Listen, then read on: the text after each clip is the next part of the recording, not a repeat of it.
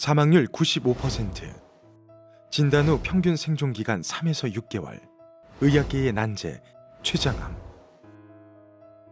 85%의 환자는 말기가 되어야 발견되고 재발 확률 또한 높다. 혁신의 대명사, 억만장자였던 스티브 잡스도 2011년 췌장암 재발로 사망했다.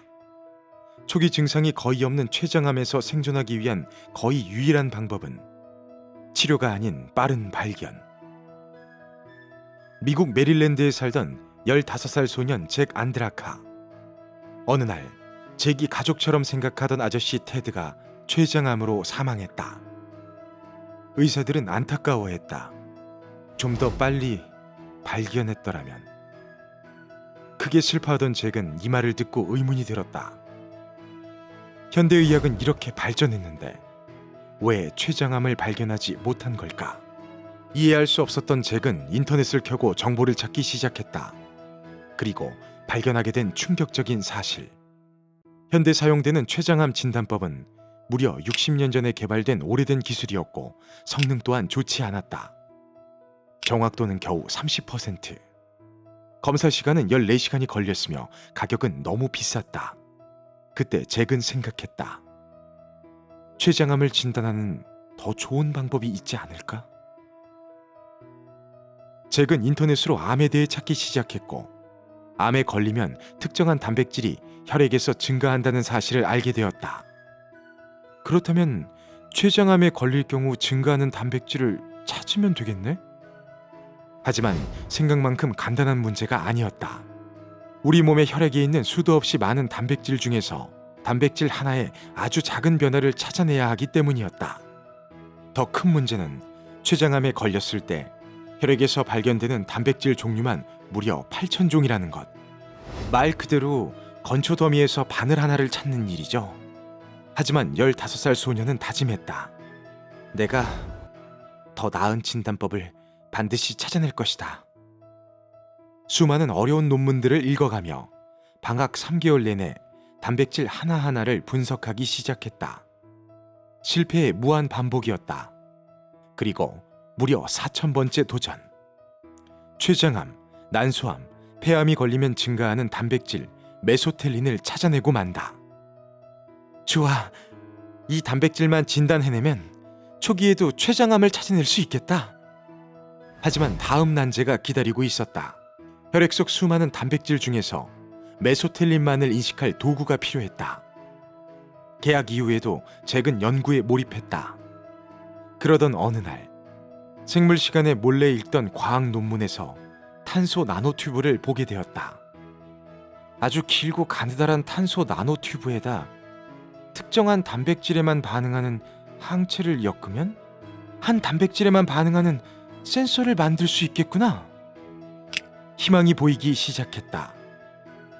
아이디어는 있으니 본격적인 연구가 필요했고 세계 최고의 의료진이 있는 존스 호킨스 대학의 전문가 200명에게 메일을 보냈다. 결과는 생각 외로 참담했다. 잭의 아이디어가 왜 절대 불가능한지 하나부터 10까지 반박하며 199명에게 거절당했다. 하지만 단 한 사람, 마이트라 박사에게 어쩌면 가능할 것 같다고 답변이 왔다. 어쩌면 일지라도 기회를 놓치고 싶지 않았다. 잭은 한 사람에게 모든 희망을 걸고 500편 이상의 논문을 읽으며 철저히 준비한 뒤 박사를 찾아갔고 험난한 면접과 설득 끝에 결국 작은 실험 공간을 얻게 되었다. 하지만 완벽한 줄 알았던 아이디어는 허점투성이. 그럼에도 불구하고 제대로 된 진단법을 만들겠다는 목표 하나로 매일 학교가 끝나면 실험실로 달려갔고 누가 시키지도 주목하지도 않는 연구를 계속했다. 잭은 목표 하나만 생각하며 생일도 주말도 연휴도 반납하고 몰입했다. 너무 졸릴 땐 잡지와 논문을 덮고 실험실에서 쪽잠을 자며 버텼다. 그렇게 실패를 거듭하며 7개월 뒤 어느 날 기적처럼 실험이 성공한다. 췌장암을 진단하는 센서를 만들어낸 것. 새로운 진단 센서는 혁신적이었다. 검사는 아주 간단해서 검사 시간 겨우 5분, 비용은 겨우 3센트. 기존의 진단 방식과 비교하면 무려 168배 더 빠르고 26,000배 저렴하며 400배 더 민감하여 정확도는 거의 100%다. 그뿐만이 아니다. 췌장암뿐 아니라 폐암, 난소암도 찾을 수 있으며 보다 저렴하고 빠르게 심장병, 말라리아, 에이즈 등의 질병까지 무궁무진하게 응용 가능하다. 10대의 놀라운 집념으로 개발한 세계 최초 췌장암 조기 진단 기술에 전 세계는 주목했다.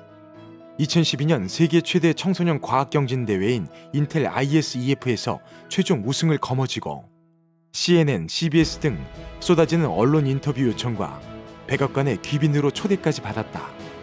2014년엔 서울 디지털 포럼에서 연설하기도 했다. 의학계를 뒤집은 10대 과학자 잭 안드라카. 하지만 그의 꿈은 멈추지 않는다. 잭은 스탠포드로 진학한 뒤 암세포를 죽이는 나노봇, 진단 센서 프린터 등을 연구하면서 전 세계로 강연을 다니고 있다. 이제 20살이 된 잭은 말한다. 저의 가장 큰 목표는 가능한 한 많은 사람들의 생명을 살리는 겁니다. 사랑하는 사람의 죽음은 정말 고통스럽거든요. 더 이상 다른 사람들이 이런 고통을 겪지 않았으면 좋겠어요. 우리의 삼촌, 어머니, 사랑하는 사람들을 질병에서 보호하고 싶어요. 그의 연구는 실패의 연속이었다.